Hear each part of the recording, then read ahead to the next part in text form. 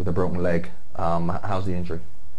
It's coming along. I've never really had an injury, a break.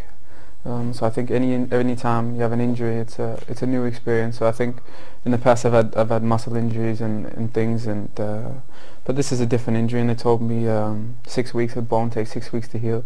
My bone has taken a little bit longer, which is fine. But I'm feeling I'm starting to feel good.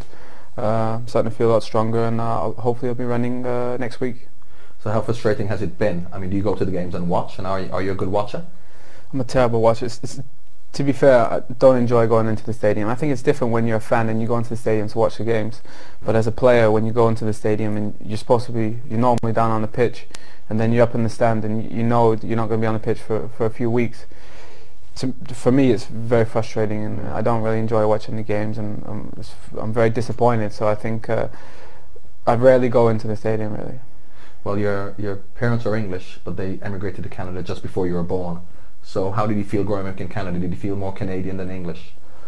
Well, I mean, I grew up in an English household, obviously, or a British household with my mum and dad, and we always had our Sunday dinners with roast beef and Yorkshire pudding and gravy. And so, I mean, I grew up in an English household in Canada, which is a great place to grow up, a lovely place, massive amounts of space and very quiet, and great schools and things. So I was very fortunate to have that side, but all our family was still back in England. So anytime there was any weddings or anything else, we always had to travel a long distance to see the family. So it had its good side and its bad side.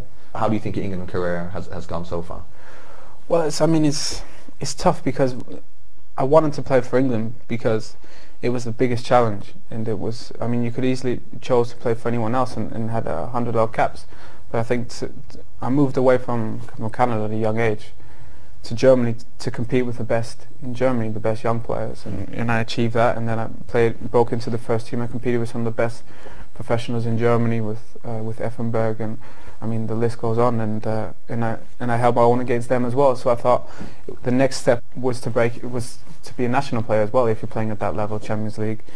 And I thought England was the greatest challenge, and a lot of people at times said you might be a one-cap wonder and things, and I just thought it was a great challenge to take, and I wanted to prove myself. And so far, I hadn't every hurdle that I've come across, I had gone over. So I think it was just the next hurdle, and I'm very happy that I made that decision, and that I mean, I've had a lot of caps, and I think it's difficult because at times I've felt like I've been on the breakthrough, and then at times I haven't really had the opportunity. So I think when you look back at the last World Cup, I just broken into the squad just before the World Cup, and I played a few games, and I got man of the match in 2 games just before the World Cup. That's why I started against Sweden and Argentina, and I was getting into a great rhythm. Physically, I felt great, and then I got injured against Argentina, missed the rest of the World Cup, and coming back into the new season. So when you come back, you meet again in May. In September, I think we had a friendly against Portugal. So that everything had been forgotten really because I'd been injured, and then you have to start fresh. And the competition is very high. There's some fantastic players, especially in midfield. So it's not automatic to say you'll get the opportunity to start. And I think that's what it is. It's about getting opportunities to play, for people to see you, and then hopefully taking them. The profile of Bayern not being particularly high in England, I suppose that is why you didn't get the respect that you deserved, and more of an opportunity from the fans and I suppose from the press's point of view, because they didn't know much, whereas of course in Bayern everyone knew what you were capable of. So how did you deal with that bit of negativity around you? Because there's some negativity about you being included.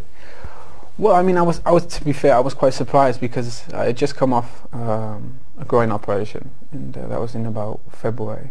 I came back in March, and I played about 12-13 games on the trot, 90 minutes, and at a very good level. I played very well, and Eriksson came out to watch me in one game, and he was happy, and I think he thought I could add a different dimension to the team. So I come off winning the league and the League Cup, good successes, and come back physically very strong from an injury, and I felt good. And then I heard I was included in the squad. Not to say that I expected it, but I was, at the time, I was in a good form at the time, so I thought it was a very good chance. And when I was included, and then I heard the negativity, I was quite surprised. And once I heard it at first, to the degree that it was, I said to myself, okay, it's too negative to be. If you surrounded myself with that negativity on a daily basis, we'd be unable to perform. So I blocked it out. I didn't read anything. I didn't focus on any of the negativity. I mean, when I played, I got booed at times, and I think that just... We've all had that, mate. They only do that to good players. We all had that.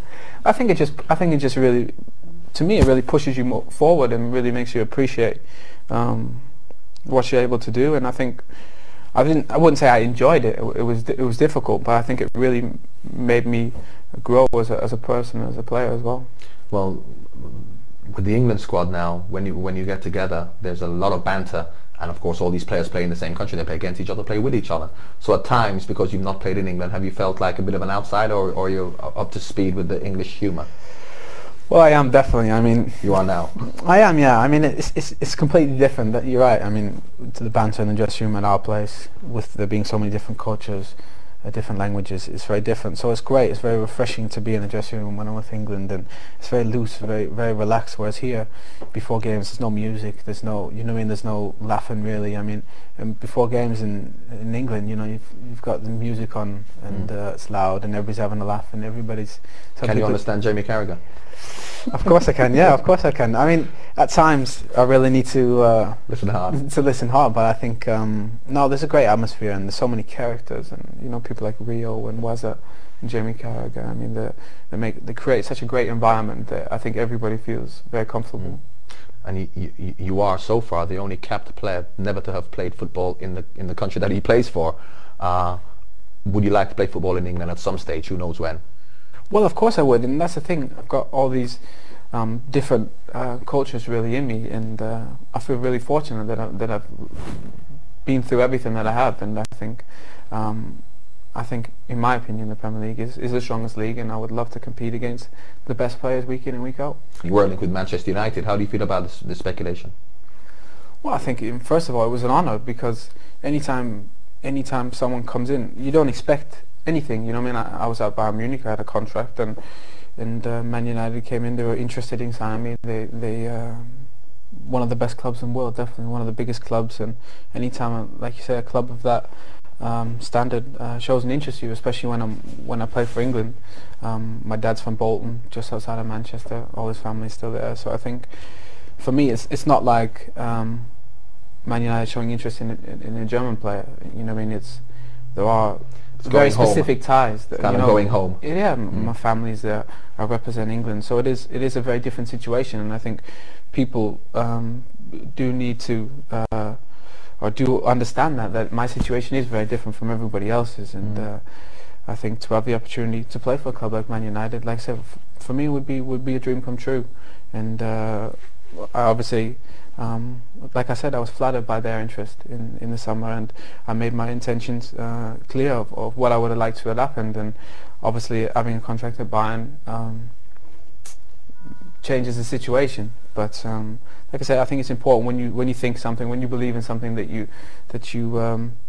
make it clear that you say the things that you believe in, because although I received criticism at the time, and they said I shouldn't do that, I think I believed in what I said, and that's why I said it, and I think it's in my opinion it's important, if you would like something, that you stick to it. Owen, thanks very much for talking to us. Thank you. Good luck.